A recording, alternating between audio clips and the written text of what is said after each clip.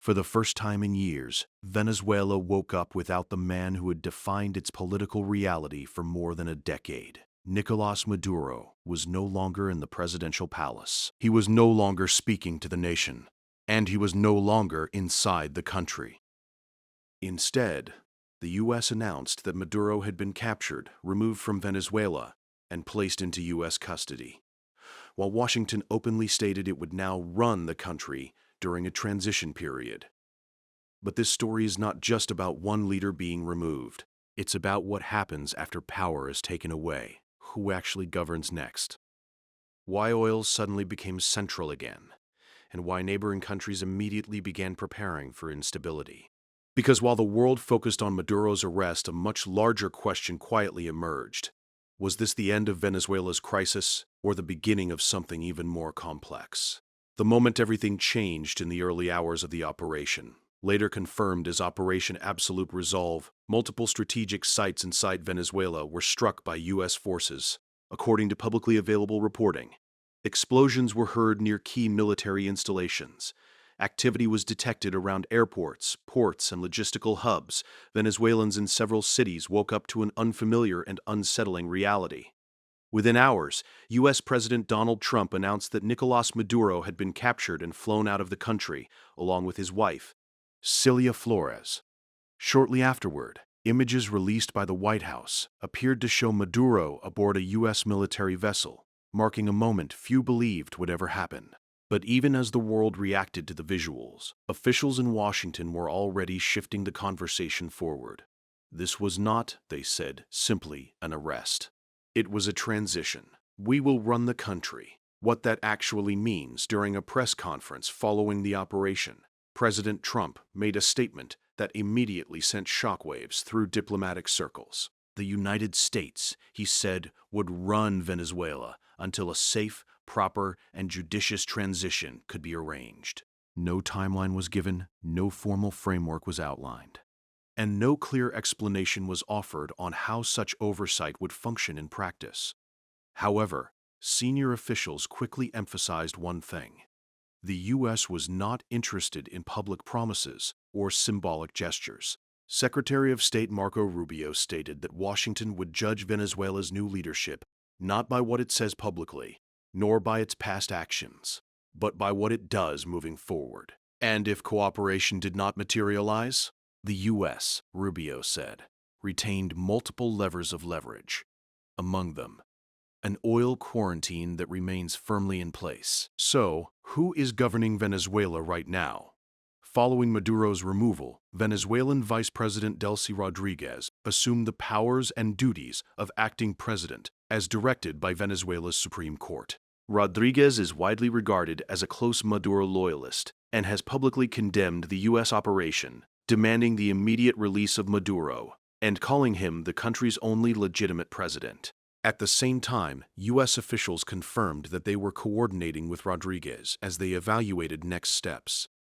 This contradiction, public condemnation paired with behind-the-scenes engagement, has become one of the most controversial aspects of the entire situation. Former U.S. diplomat Elliot Abrams described the scenario bluntly. The United States, he argued, cannot run Venezuela. And the worst possible outcome would be leaving the same governing structure in place, just without Maduro. That, Abrams said, would amount to the Maduro regime continuing to rule, only under a different face. On the other hand, for Venezuela's democratic opposition, the events of this weekend reopened a long-standing dispute. Opposition leaders maintained that Venezuela's 2024 election was fraudulent and that the true winner was former Ambassador Edmundo González Urrutia. Figures such as Maria Corina Machado argue that the removal of Maduro should logically lead to the recognition of the opposition's victory. From their perspective, the question is not who should govern next, but why the internationally disputed election results have not yet been honored. However, President Trump has publicly expressed skepticism about Machado's ability to serve as an interim leader, stating that he does not believe she has the necessary support or authority.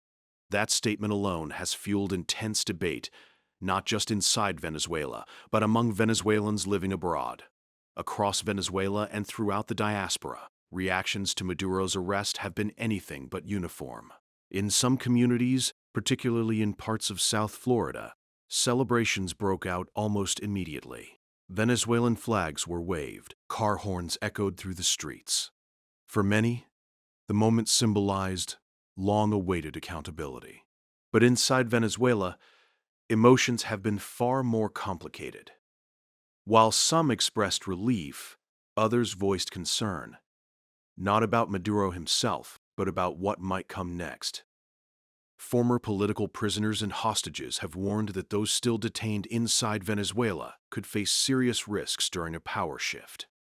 Uncertainty, they say, is often the most dangerous phase. One former detainee described seeing images of Maduro in custody not as a moment of triumph, but as a deeply personal reckoning, a reversal of roles that carried emotional weight rather than celebration. Oil, the unavoidable center of the story. As political questions dominated headlines, economic reality quietly reasserted itself. Venezuela sits on one of the largest oil reserves in the world, accounting for roughly a fifth of global reserves, according to U.S. energy data. President Trump made it clear that oil would play a central role in the transition. The United States, he said, would take control of Venezuela's oil resources and recruit American companies to invest billions of dollars into rebuilding an industry that has been severely degraded over years of mismanagement and sanctions. Supporters argue this is necessary for any meaningful economic recovery. Critics argue it confirms their worst suspicions, that the operation is less about democracy and more about strategic resources. Both interpretations now coexist, and neither has been definitively disproven. International reaction was swift and deeply divided. Some governments, including Argentina, Ecuador, and Israel, appeared to welcome Maduro's removal. Others, such as China, Russia, Brazil, Cuba, and Mexico, strongly condemned the U.S. action, framing it as a violation of sovereignty. Spain went even further. Prime Minister Pedro Sanchez formally condemned what he described as a violation of international law, following pressure from coalition partners and protests outside the U.S. Embassy in Madrid. Spain's position carries particular weight, as it is home to one of the largest Venezuelan diaspora communities outside Latin America. Meanwhile, Pope Leo publicly called for Venezuela's sovereignty to be respected, stating he was following developments with deep concern. The message was clear. Even among U.S. allies, this moment raised uncomfortable questions. While diplomats debated legality and legitimacy, neighboring countries focused on something else entirely: stability. Colombia, which shares a 2,000-kilometer border with Venezuela, quietly deployed more than 30,000 troops along its frontier. According to Colombian officials, the deployment is aimed at preventing drug trafficking, armed group movement, and spillover violence involving criminal organizations such as the ELN and Tren de Aragua. The timing was not accidental. Whenever power shifts abruptly in Venezuela, the effects rarely stay within its borders. And for Colombia, preparation became a necessity, not a choice. Washington is not united on what comes next. Even inside the United States, there is no single interpretation of what just happened. While the White House frames the operation as a necessary step toward stability and accountability, several lawmakers argue that Congress was given a very different explanation only weeks earlier. Democratic Senator Chris Murphy publicly stated that members of Congress were told the operation was focused solely on counter-narcotics efforts, not regime change. According to Murphy, officials briefed lawmakers under the premise that this was about disrupting criminal networks, not removing a sitting head of state. Now, he argues, the administration's actions contradict those assurances. From his perspective, this raises serious questions about transparency, about decision-making authority, and about whether economic interests played a larger role than publicly acknowledged. Murphy went further, suggesting that Venezuela's vast natural resources, particularly oil, may be the true center of gravity behind the operation. The administration strongly disputes that characterization, but the disagreement itself reveals something important. There is no political consensus in Washington on what success in Venezuela actually looks like. When Secretary of State Marco Rubio speaks about Venezuela, one word appears repeatedly: leverage, not occupation. not punishment, not control. Leverage. According to Rubio, the United States is intentionally keeping multiple options available without committing publicly to any single course of action. That includes maintaining the oil quarantine, restricting sanctioned vessels, continuing maritime enforcement operations, and preserving regional force posture. Rubio has emphasized that the administration does not want to rule out any options, even if those options are not currently being exercised. This approach, he says, is designed to influence behavior, not to impose outcomes. Whether that distinction holds up in practice remains to be seen, but it explains why Washington has avoided providing a detailed roadmap for Venezuela's transition. Uncertainty, in this case, is part of the strategy. Beyond politics, there is also the matter of law.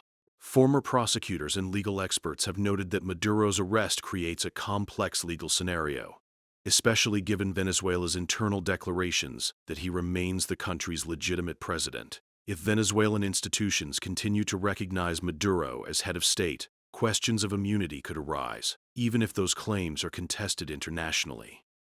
Legal analysts caution that these issues are not theoretical. They could shape court proceedings, diplomatic negotiations, and the long-term legitimacy of any transitional authority. One former Manhattan prosecutor described the situation as a mixed message, pointing out the tension between executive power and legal process. In his words, two things can be true at the same time.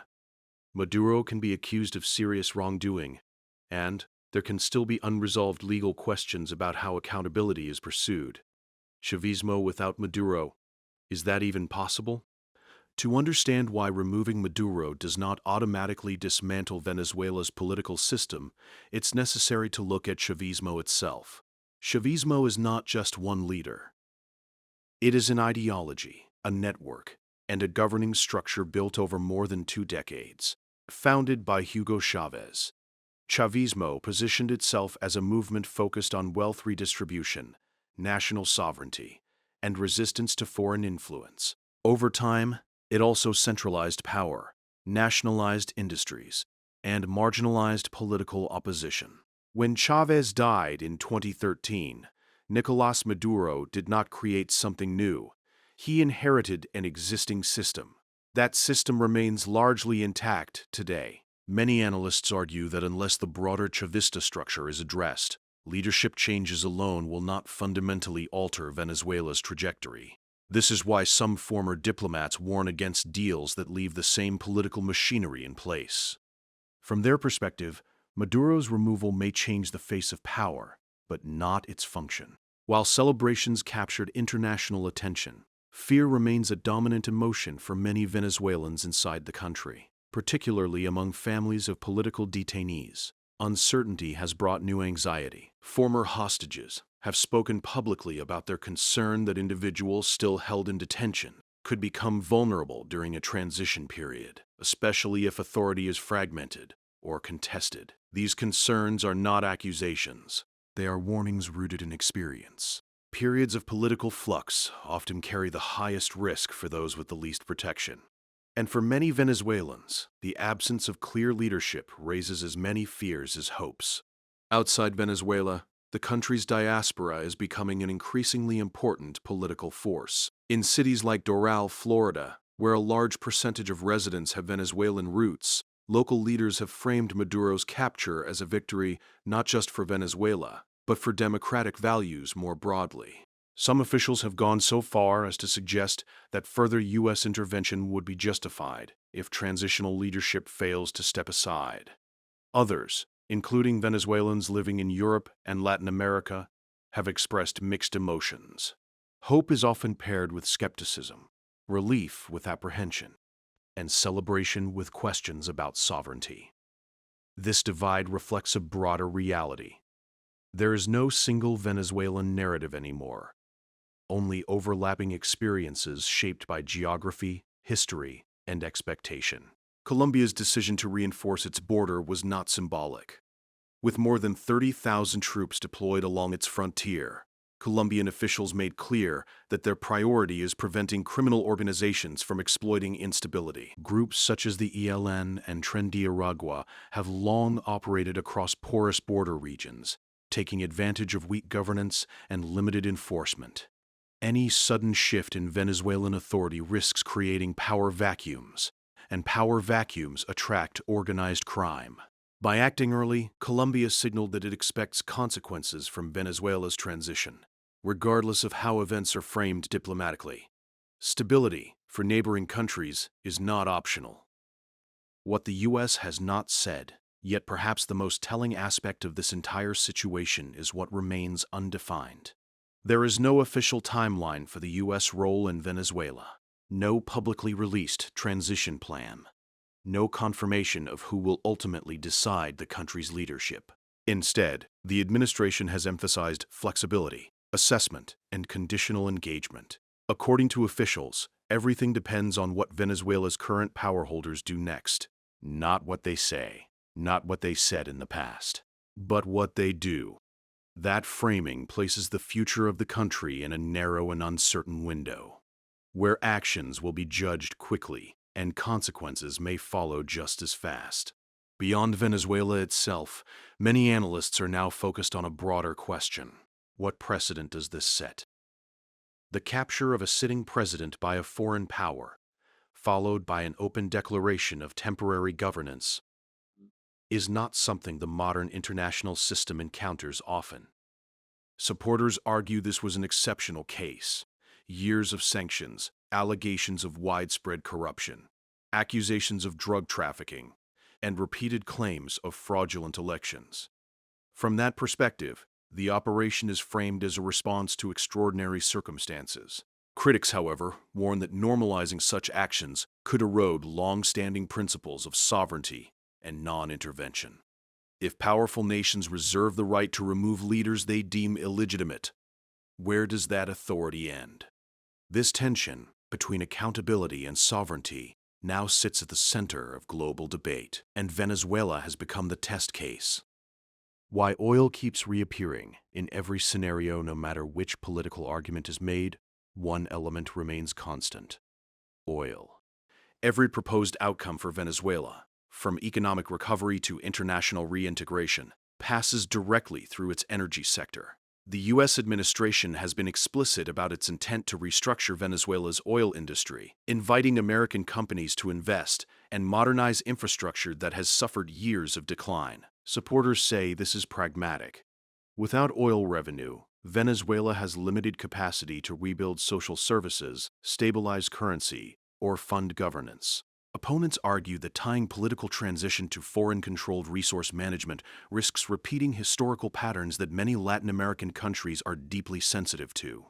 What makes this moment different, according to U.S. officials, is conditionality. Investment and access, they argue, will depend on cooperation, reform, and transparency. Whether those conditions can be enforced and perceived as legitimate remains an open question. One of the greatest fears among diplomats and regional observers is not chaos, but stagnation. A scenario in which Maduro remains in custody, Rodriguez governs without broad legitimacy, the opposition remains sidelined, and the U.S. maintains leverage without resolution. Such an outcome could leave Venezuela in a prolonged state of political suspension, neither fully sovereign nor fully transitioned. History shows that frozen transitions often produce the worst results: economic paralysis, institutional decay, and rising public frustration. This is why some former U.S. officials argue that clarity matters as much as pressure. Without a clear end state, leverage can lose effectiveness. What Venezuelans are watching for, right now inside Venezuela, attention has shifted from headlines to signals. People are watching whether political detainees are released, whether independent media regains space, whether humanitarian access expands, and whether everyday life becomes more predictable. For many citizens, ideological debates feel distant compared to practical outcomes. Electricity, food prices, safety, mobility. These are the benchmarks by which any new authority will ultimately be judged. Not speeches, not symbolism, not declarations from abroad. With the dramatic phase now over, Venezuela has entered a quieter but more decisive chapter. The next moves, by Washington, by Rodriguez, by the opposition, and by regional governments, will shape whether this moment becomes a turning point or a missed opportunity. Secretary Rubio's statement captures the uncertainty precisely. The United States will assess Venezuela not by words, but by actions. That standard cuts both ways, because actions, especially now, will be interpreted quickly, amplified globally, and remembered long after the headlines fade. This moment in Venezuela is often described as historic, but history is not defined by the removal of a single figure. It's defined by what replaces them. Will Venezuela move toward a system that reflects the will of its people? Will foreign involvement remain temporary or evolve into something more permanent? And can a country shaped by decades of political conflict find stability without repeating old cycles? Those answers are not clear yet. What is clear is that Venezuela's story did not end with Maduro's arrest.